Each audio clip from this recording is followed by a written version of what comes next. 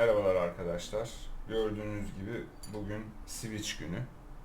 Daha doğrusu Franken Switch günü. Yani Frankenstein'liyoruz bunları. Şurada genellikle bilinen bir varyasyon yaptım.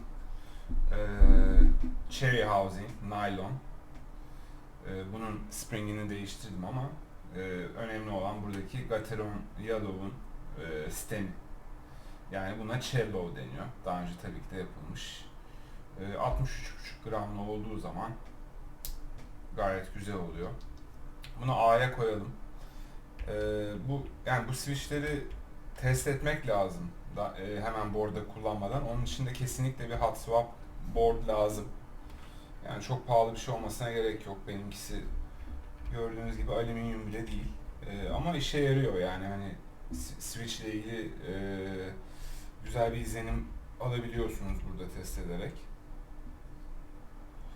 Şey bozulmuş da. Evet.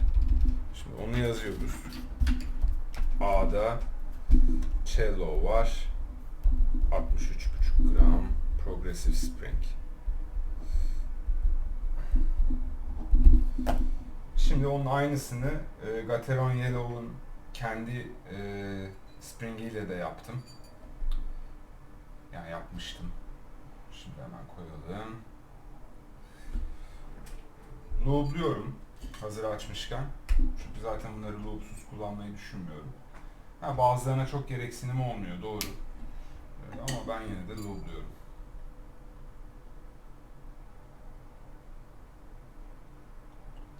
Evet. Bu Gateron Yellow'un diye hatırlıyorum da TikTok Spring de deniyordum birkaç tane, o da olabilir. Onu şimdilik belirsiz yazacağım. Gateron Yellow Spring bulabilirsem şuradan karşılaştırabilirim diye düşünüyorum. Evet, tabii bu işe de şöyle başlanılıyor. Daha önceden Ergo Clear yapmıştım. Ergo Clear'larda Cherry Black housing içinde, nylon housing içinde Cherry White stem ve daha hafif spring kullanılarak yapılıyor. Ya bu böyle gidiyor, anlatabiliyor muyum? Yani ilk başta bir Ergo Clear yapıyorsunuz, sonra elinizde parça kalıyor. İşte onlarla başka bir şey yapayım derken ondan sonra cüzdan boş. Evet, şimdi bunu koyalım. Bunun springini hatırlayamadım ama o kadar da önemli değil. Burada şimdi evet yani normal bir spring kullandım diye hatırlıyorum. Yani Gateron Yellow'un stemi, springi, Cherry Housing, yine cello. Bunu da B'ye koyalım. Değilmiş. Evet, B'de cello, yellow spring, looped. Böyle not almak çok önemli. Sonra hangisini nereye koyduğunu unutuyorsunuz çünkü. Tabii ki de. Şimdi daha ilginç olanlara gelelim. Mesela elimde bu var. Bu ink yellow. Şimdi merak ediyorum. Şunu yarı yarıya yapınca nasıl olacak? Onu da C'ye koyacağım. Açalım. Evet, gayet güzel. Açtık. Kendi springini kullanmayacağım. Kendi stemini de kullanmayacağım. Zaten bu Ink Yellow'un stemi daha büyük olduğu için bunun actuation yani mesafesi daha kısa. 3,5 milim. Ben çok sevmiyorum öyle. Dolayısıyla onu 4 milim olarak yapacağız. Farklı stem kullanınca direkt 4 milim oluyor. Stemden dolayı 3,5 milim. Loop edelim hemen. Aslında onun altında şunu kullanalım. Evet. Şimdi 6 Cherry Housing loop edelim. Çok hafif loop ediyorum.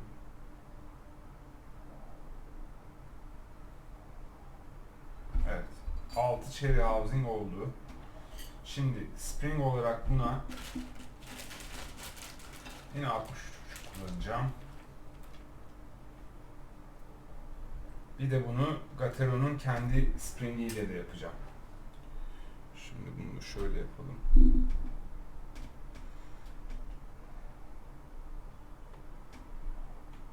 Normalde daha özenli loop ediyorum tabii, bunları yağlıyorum da şimdi bu kadar yetecektir. Yani ilk bir fikir almak için, anlatabiliyor muyum? Az daha gelecek. Evet. Böyle. Başın sonunu loop ettik. Zaten genellikle görevini yapıyor. Evet, 63,5 koyduk. Şimdi buna yine Gateron Yellow sistemi kullanacağım. 63,5, 67. Bunlar Deliciously Linear diye geçiyor. TikTok marka. Bu da Sprit. Kore malı. Gayet memnunum bunlardan. Şunlardan çok emin değilim. Yani tam kullanamadım. Bakacağım. Evet, şimdi şuradan güzel bir ucuz Gateron Yellow'umuzu buluyoruz. Gördüğünüz gibi bulduk. Bu en ucuz iyi switchlerden biri. 17 cent. Dolayısıyla genellikle bununla kombinasyon yapmayı daha çok seviyorum. Yani bazı kombinasyonlar var. Şimdi işte Holy Panda stem kullanıyor. T1'ın housing'ini kullanıyor. Zaten Holy Panda'nın tanesi $1 drop'tan. Diğeri de $60 bir switch, 60 centlik bir switch. 1.60 oluyor. Hani öyle olunca hani çok özel olması lazım. Bence çoğu zaman da hani bunlar da en az o kadar iyi performans gösterebildiği için daha ucuz switchleri birleştirmeyi daha çok seviyorum. Açalım yalabumuzu.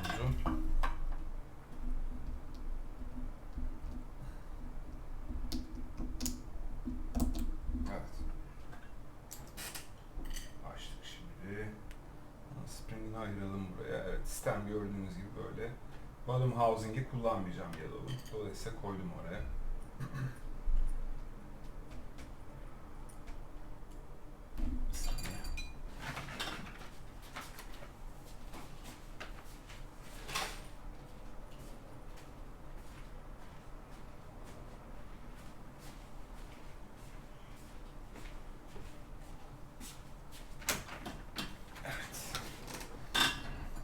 Bu alet olmadan stem loop etmek bildiğiniz işkence. Şimdi hemen hızlı bir loop. Linear'ların leglerini de loop ediyorum. Gördüğünüz üzere kenarlarını 2 kere geçtik mi yetiyor. Çok az da 6. Ben genellikle az loop kullanıyorum. Loop artınca bazen daha ağır gibi hissedebiliyor, özellikle linear'lar. Tactile'ların da tactile bump'ı yok oluyor. Dolayısıyla bu loop konusunda daima less is more. Evet, bu kadar gayet yeterli. Şimdi cherry housing'imize koyduk bunu. Aşağısı böyle, yukarıya da şunu kullanacağım. Şimdi bu PC materyal kullandığın zaman pitch azıcık daha fazla olur. Yani sesin yankısı daha değişik oluyor tabi. Unutmayalım, bunu da buraya koyuyorum. Üçüncüde ne yaptık şimdi? D'de cherry bottom, ink yellow top ve yellow stem. 63,5 kullandığım loop. Bunu da D'ye takıyorum. Evet. Şu an 3 tane oldu. Daha önceden yaptığım bir tane daha vardı. Hatta 2 tane daha var. Ya bayağı var da. Bu arada şöyle. Şimdi bu stem Clear'ın, yani Cherry Clear'ın sistemi ve tactile. Dolayısıyla bunu lineer bir switch'i açıp onun altını kullanıp bu sistemi kullandığınızda tactile bir switch olacaktır. Yani onu da koyayım. Bunun içine ne olduğunu zaten hatırlıyorum ben. Bunu da G'ye koyalım. G'de ne var? Clear stem, cherry top, ink yellow bottom. Tamam. O da 60,5'tu. Loop. Şimdi F harfindekine gelince Onun da altını sarı kullanacağım. Ink Yellow kullanacağım. Upstroke, downstroke'da sesin nasıl değiştiğini göstermek istiyorum aslında sizlere. Şimdi şöyle yapalım. Evet. Şimdi Ink Yellow Housing alt loop edildi az da olsa. Koyduk bunu buraya. Evet. Şimdi bunun kendi bakalım Gateron Yellow şeyiyle kullanınca, Spring ile kullanınca nasıl olacak?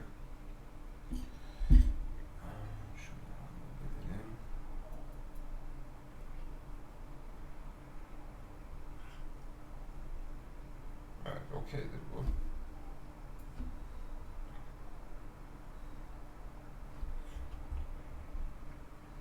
Şöyle yedirelim.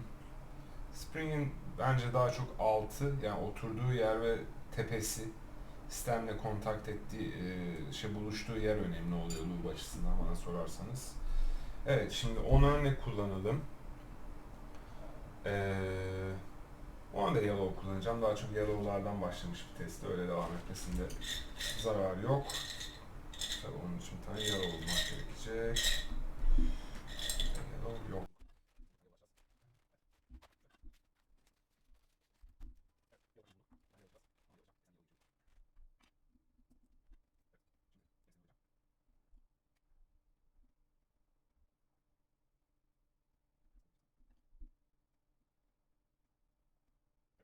Ne yapıyorduk?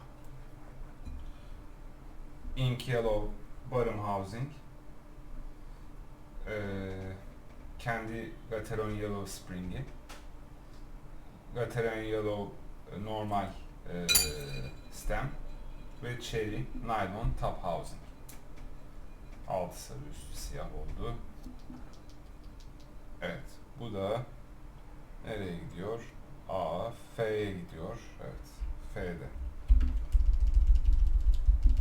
Şu tactile olanı bir oynatacağım çünkü orada bir tane daha yapmak istediğim var. Bir switch daha kombinasyonu yapmak istiyorum. Evet. Şu tactile olanı oynatalım çünkü tactile hepsinden farklı olur. En sonunda kendi başına olabilir. Evet. Şimdi. Bu da daha önceden yaptığım bir tanesi. Açayım size için göstereyim içinde hangi spring var. Evet.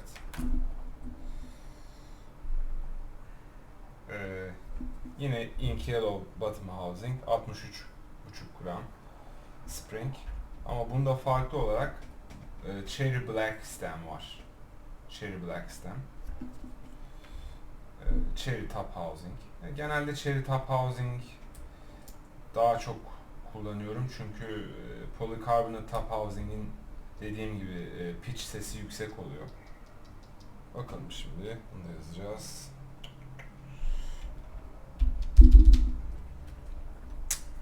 Evet, G'yi değiştirdim. G Ink Yellow Bottom Black Stem ve Cherry Top 63,5 ve Loop. Evet, şimdi bunları bir göstereyim size.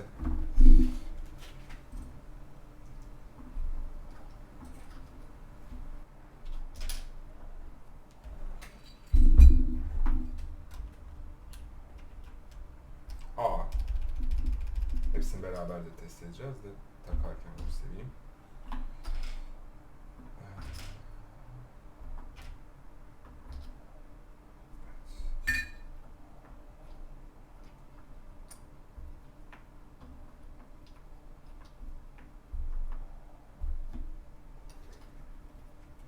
S. D.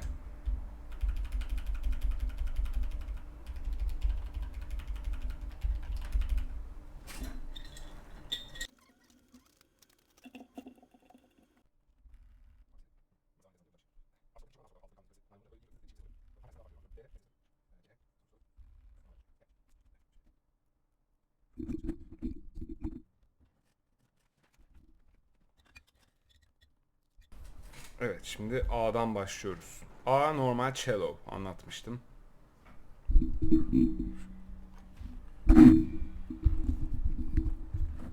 Bu A. 63,5 gram spring, progressive spring, looped. Bu B, S. Yine cello ama Gateron Yellow'un kendi fabrika springi. 63 gram yellow spring. Cello.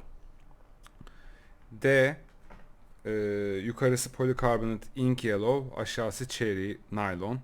Yine 63,5 gram yellow stem.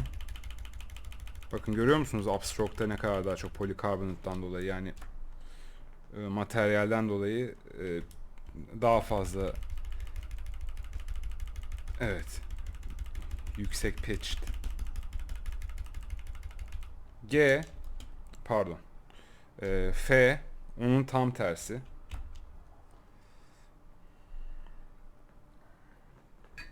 Şu notumu düzelteceğim. Evet.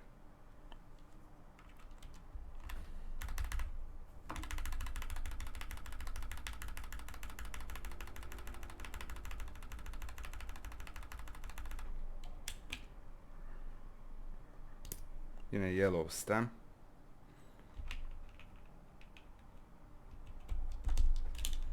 G ise black stem. Yani tek farkları stem orada. Bakalım, yani karar vermeye çalıştım aslında buydu benim. Hangisini kullanmaya çalışıyorum ona bakıyorum.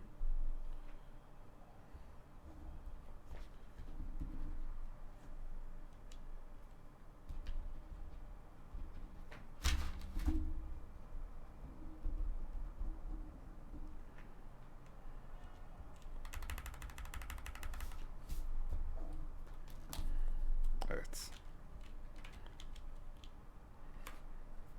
Yellow stem, black stem.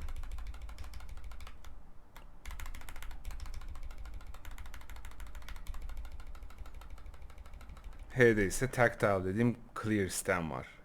Aşağısı ink bottom, yukarısı cherry nylon housing ve cherry clear stem. Gördüğünüz gibi bu tactile.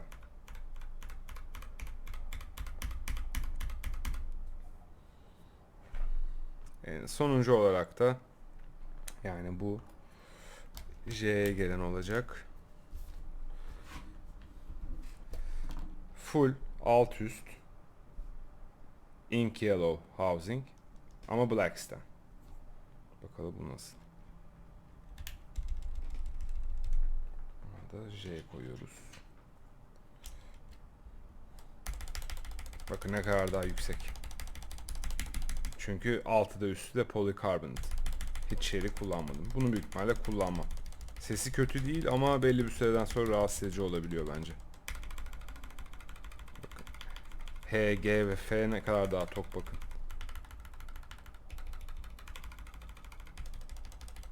Bu da yani kötü değil.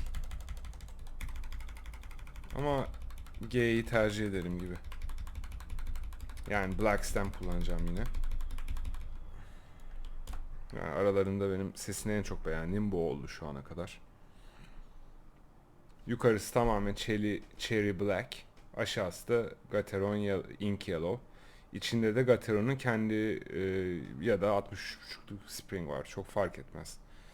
Yani illa 63,5'luk aftermarket spring olmasına gerek yok. Gateron Yellow'un kendi springi de slow spring. Bayağı iyi bir spring. 60 gram diye hatırlıyorum. Umarım yardımcı olabilmişimdir. İyi günler.